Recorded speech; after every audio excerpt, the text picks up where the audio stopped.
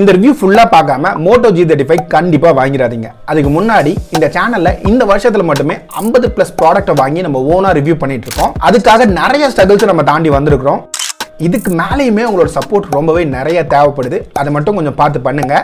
சரி, இப்போ இந்த டப்பாக்குள்ள என்ன இருந்துச்சுன்றதை வேகமா பார்த்தலாம். ஃபர்ஸ்ட் இந்த பாக்ஸ் ஓபன் பண்ணும்போது ஸ்மார்ட் போன் கொடுத்திருந்தாங்க. அதோட சேர்ந்து ஒரு கேஸ் கொடுத்திருக்காங்க. அப்புறம் உள்ள உங்களுக்கு 20 வாட்கான power adapter, type C to type A cable கொடுத்திருக்காங்க. சிம் இன்ஜெக்டர் பின், சில பேப்பர் ஒர்க்ஸ், அவ்வளவுதான் பாக்ஸ்ல இருக்குது. அப்புறமா இந்த போன்ல ஸ்டோரேஜ் ஸ்பீட்னு பார்க்கும்போது UFS 2.2 சப்போர்ட் கொடுத்திருக்காங்க. இதோட ரீட் அண்ட் ரைட் ஸ்பீட் இந்த பிரைசிங்க்கு நல்லாவே பண்ணிருக்காங்க. ஆனா வெறும் 4GB RAM தான் கொடுத்திருக்காங்க. கண்டிப்பா 2024 2025 போகும்போது 4GB RAM நல்லாவே ஸ்ட்ரகிள் ஆகும். இனிமே மினிமம் 6GB RAM பிராண்ட் வந்து கன்சிடர் பண்ணா நல்லா இருக்கும். ஏன் இன்னும் பண்ணாம இருக்காங்கன்றது கண்டிப்பா தெரியல.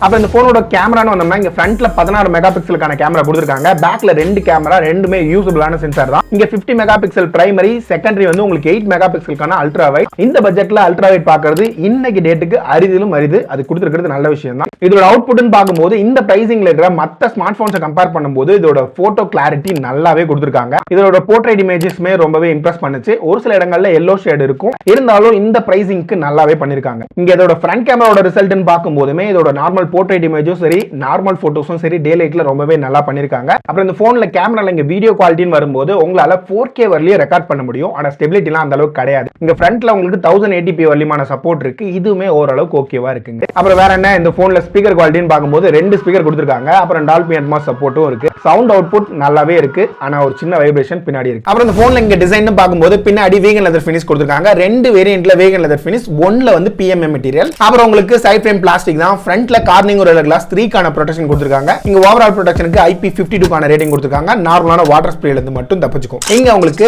ஓவர்வியூ பார்க்கும்போது டாப்ல ஒரு செகண்டரி ஸ்பீக்கர், பாட்டம்ல ஒரு பிரைமரி ஸ்பீக்கர் கொடுத்திருக்காங்க. அப்புறம் type C port, primary mic, பக்கத்துல 3.5mm ஜாக் இன்னுமே இருக்கு. அது ஒரு நல்ல விஷயம். லெஃப்ட் சைடுல உங்களுக்கு சிம் கார்ட் ட்ரே இருக்கு. இங்க ஹைபிரிட் சிம் ஸ்லாட்கான சப்போர்ட் மட்டும் தான் இருக்கு. ரைட் சைடுல பார்த்தோம்னா வால்யூம் பட்டனும் பவர் பட்டன்ஸும் கொடுத்திருக்காங்க. இங்க உங்களுக்கு சைடு மவுண்டட் ஃபிங்கர் பிரிண்ட் இருக்கு. இதோட அக்யூரசி ரொம்பவே நல்லா இருந்துச்சு. அப்புறம் ஃபேஸ் அன்லாக்குமே நல்லாவே வேலை செஞ்சுச்சு. அப்புறம் இந்த போன்ல இங்க டிஸ்ப்ளேக்கு 6.7 இன்ச்ல ஃபுல் HD டிஸ்ப்ளே கொடுத்திருக்காங்க. இந்த முறை அதே 120 ஹெர்ட்ஸ் தான். நார்மலான ஆப் ஸ்க்ரோலிங்லாம் ரொம்ப ஸ்மூத்தா இருக்கு. அதுல எந்த பஞ்சாயத்தும் கிடையாது. இங்க உங்களுக்கு பிரைட்னஸ் பார்க்கும்போது இன்டோர் அவுட்டோர் ரெண்டுலயும் நல்லா இருந்துச்சு. முக்கியமா 1000 நிட்ஸ்க்கான பீக் பிரைட்னஸ் இந்த முறை கொடுத்திருக்காங்க. லோக்கல் பிரைட்னஸ்மே 800 நிட்ஸா இம்ப்ரூவ் பண்ணிருக்கிறதுனால நல்லாவே மேனேஜபிளா இருந்துச்சு. அப்புறம் யூடியூப்ல உங்களால 1080p வரையும் வாட்ச் பண்ண முடியும். அதுல எந்த பிரச்சனையும் கிடையாது. ஆனா பிரச்சனை எங்க இருக்குன்னா, ஒரு 10 வீடியோ வாட்ச் பண்றோம்னா ஏதோ ஒரு வீடியோல மட்டும் 4K சப்போர்ட்னு காட்டுது. அது எதனாலன்றது தெரியல.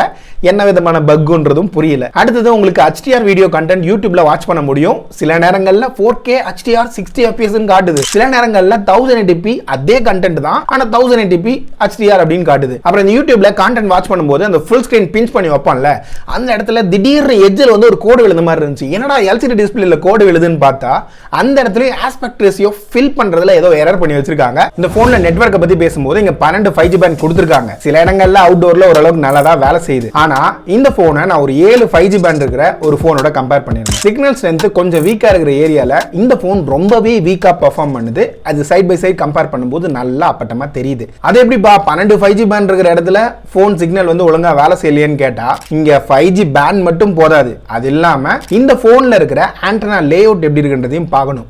அடுத்ததா இந்த போன்ல இருக்கிற ப்ராசஸர்ல இருக்கிற மோடமோட பெர்ஃபார்மன்ஸையும் பார்க்கணும். சரி, இங்க இந்த 12 5G பேண்ட்ன்ற ஒரு விஷயம் இருக்குல்ல, ஆக்சுவலா இந்தியால வெறும் 8 5G பேண்ட் இருந்தாவே போதும் 5G எல்லாம் வேலை செய்யுது. அடுத்த விஷயம் என்ன தெரியுமா, தமிழ்நாட்டுல வெறும் 4 5G பேண்ட் இருந்தா மட்டும் போதும். இந்த 12 5G பேண்ட்ன்றது ஒருவேளை நீங்க வெளி கண்ட்ரிக்கு போனாதான் யூஸ் ஆகும். ஆனா இன்னொரு சர்ப்ரைஸ் என்ன தெரியுமா, இந்த பாக்ஸ்ல போட்டிருக்கிறத வச்சு பார்த்தோம்னா இந்த மோட்டோ போன் இந்தியால மட்டும்தான் வேலை செய்யும். ஓகே, நெட்வொர்க் தான் எப்படி இருக்குன்னு சொல்லிட்டு இந்த போனோட பேட்டரி சைடு வந்தோம்னா இங்க 5000 mAh பேட்டரி கொடுத்திருக்காங்க. இதை சார்ஜ் பண்றதுக்கு 20 வாட்கான சார்ஜர் பாக்ஸ்ல இருந்துச்சு. அது ஃபுல் சார்ஜ் பண்றதுக்கு 1 hour 47 minutes வரலையும் ஆச்சு. செகண்ட் சைக்கிள்ல 1 hour 50 minutes ஆச்சு. சோ இங்க சார்ஜிங் டைம்ல எந்த பிரச்சனையும் கிடையாது. ஆனா இதோட பேட்டரி லைஃப்னு வரும்போது தான் பயங்கரமான சொதப்பல் பண்ணி வச்சிருக்காங்க. முதல் விஷயம், இதோட ஃபர்ஸ்ட் பேட்டரி சைக்கிள்ல எனக்கு ஒரு 6.25 மணி நேரத்துக்கான பேட்டரி லைஃப் கிடைச்சிச்சு. இதுல மல்டிபிள் அப்ளிகேஷன்ஸ்லாம் புஷ் பண்ணியிருந்தேன். கிட்டத்தட்ட ஒரு நாள் 16 மணி நேரம் பக்கமா இந்த டோட்டல் செக்கிங் டைம் தான் ஆச்சு. இதே செகண்ட் சைக்கிள் கிட்டத்தட்ட ஒரு நாள் பக்கமா செக் பண்ணியிருந்தேன். ஆனா வெறும் 5.25 மணி நேரத்துக்கான பேட்டரி லைஃப் வரதுக்கே பெரிய விஷயம் ஆயிடுச்சு.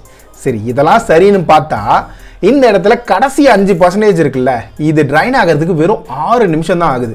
6 நிமிஷத்துக்குள்ள சடால்னு இறங்குது. அப்படி இறங்கும் போது 2% வந்துச்சு, திடீர்னு 4 ஆகுது. சார்ஜ்லாம் பண்ணல, ஐடியில் வச்சிருக்கும் போது நார்மலாக ஸ்க்ரோல் பண்ணுறேன் அப்படின்னா அந்த இடத்துலயே 2லேருந்து 4 ஆகுது, 4லேருந்து 3 2 1ன்ட்டு 2 நிமிஷத்துக்குள்ள அப்படி டக்குன்னு குறைஞ்சிருது. இந்த மாதிரி ஒரு ஒஸ்ட் பேட்டரி லைஃப் இருக்கிற போனை நான் பார்த்ததே கிடையாது. இங்க அதர் நெட்வொர்க்ஸ்னு பார்க்கும்போது Wi-Fi 5க்கான சப்போர்ட்டும் ப்ளூடூத்ல 5.0வும் கொடுத்துருக்காங்க. அது மட்டும் இல்லாம FM radio support, wire connect பண்றீங்கன்னா அங்க உங்களுக்கு சப்போர்ட் ஆகும். சரி, இப்போ இந்த போனோட பெர்ஃபார்மன்ஸ் வருவோமே. இங்க உங்களுக்கு யூனிசாக்கோட T760 ஒரு ப்ராசஸர் யூஸ் பண்ணிருக்காங்க. இங்க ஆன்டுடூல பெஞ்ச்மார்க்னு பார்க்கும்போது அரௌண்ட் 4.7 lakhsக்கான ஸ்கோர் கிடைச்சிச்சு. ஆனா இங்க இருக்கிற தெர்மல் த்ராட்லிங் இருக்குல்ல, இந்த போனோட ஸ்டெபிலிட்டி எப்படி இருக்குன்னு பாக்குற ஒரு செக்கிங் மெத்தட்னு வச்சுக்கோங்களேன். இந்த இடத்துல வெறும் 63%க்கான ஸ்டெபிலிட்டி தான் வந்துச்சு. இந்த பிரைசிங்ல இந்த ஸ்டெபிலிட்டி ஸ்கோர் ரொம்பவே மோசமான ஸ்கோர். பொதுவா இந்த பிரைசிங்ல இருக்கிற போன் எல்லாமே ஒரு 80%க்கு மேல தான் இருக்கும். இங்க ஸ்டெபிலிட்டி ஸ்கோர் மட்டும் இல்ல, இங்க 3D மார்க்கோட ஸ்ட்ரெஸ் டெஸ்ட்லயுமே 92%க்கான ஸ்டெபிலிட்டி தான் கிடைச்சிச்சு. இங்க ரியல் வேர்ல்ட் டெஸ்டிங்னு பார்க்கும்போது கேமிங் விளையாடுறீங்கன்னா ஓரளவுக்கு நல்லா தான் பெர்ஃபார்ம் பண்ணுச்சு. இதுக்காக லேக் இல்லையான்னு கேட்டா லேக் இருக்கு. பேட்டில் கிரவுண்ட்ல உங்களால 40 FPS வரையும் ப்ளே பண்ண முடியுது. இதே நார்மலா ஒரு மல்டி டாஸ்கிங்லாம் பண்றீங்கன்னா அங்கேயுமே ஓரளவுக்கு மேனேஜபிளா இருக்கு. ஆனா இந்த போன்ல இப்ப சாஃப்ட்வேர் எக்ஸ்பீரியன்ஸை பத்தி பேசும்போது இன்னும் நிறைய பஞ்சாயத்து காத்திருக்குது. ஃபர்ஸ்ட் வந்து 1 இயர்க்கான OS அப்டேட்டும் 3 வருஷத்துக்கான செக்யூரிட்டி பேட்ச் அப்டேட்டும் இந்த போன்ல உங்களுக்கு ப்ராமிஸ் பண்ணிருக்காங்க. இங்க OSன்னு பார்த்தோம்னா Android 14 தான் அவுட் ஆஃப் பாக்ஸோட வருது. இனிஷியலா இதை ஃபர்ஸ்ட் பூட் பண்ணும்போது வெறும் 32 அப்ளிகேஷன் தான் இருந்துச்சு. இதை ஃபைனல் செட்டப் முடிக்கும் போது ஒரு 5 அப்ளிகேஷன் இன்ஸ்டால் பண்றேன்னு சொல்லிட்டு 12 அப்ளிகேஷன் இன்ஸ்டால் பண்ணிடுச்சு.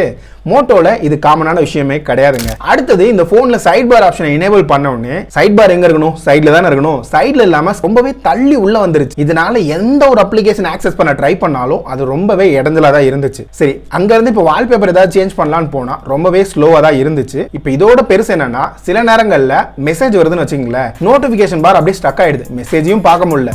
மேல இருந்து என்னதான் டிராக் பண்ணாலும் கீழவே இறங்கவே இல்லை. அப்புறம் பவர் பட்டன் ஆஃப் பண்ணி ஆன் பண்ண உடனே தான் ஓரளவுக்கு செட் ஆச்சு. அப்புறம் இது மட்டும் இல்லாம பேட்டரி யூசேஜ் ஃபர்ஸ்ட் 1.5 நாள் வந்து அப்டேட்டே ஆகல, ரொம்ப ஸ்லோவாவே தான் அப்டேட் ஆச்சு. அடுத்தது கேமரா ஆப் லோட் பண்ணும்போது சில நேரங்கள்ல ரொம்பவே ஸ்லோவா தான் இருந்துச்சு. சரி, ஃபைனலா இந்த போனை வாங்கலாமா இல்லையான்னு கேட்டா 10,000க்குள்ள ஸ்பெக்கெல்லாம் நல்லா கொடுத்து வச்சுட்டு ப்ராப்ளத்தையும் சேர்த்து கொடுத்து வச்சிருக்காங்க.